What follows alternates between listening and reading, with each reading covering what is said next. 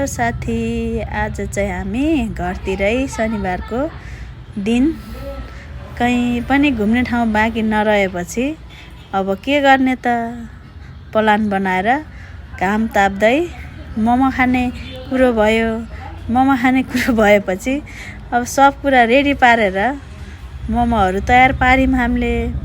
त्यस पछाडि त मोमो बनाउँदै भाँडामा प्याक गर्दै अनि पकाउँदै छोराछोरी सबै बसेर चिसोसँग मोमो पनि खाइयो। दिनभरि घाम पनि ताप्यो। मोमो पनि यति टेस्टी भयो कि जति खाए पनि नअगाउने। अनि सबजना मिलेर मोमो खायौँ। यति रमाइलो भयो आजको दिन, यति रमाइलो भयो दिनभरि शनिबारको दिन। यसरी आजको हाम्रो दिन बित्यो। हस् त, थ्याङ्क यू।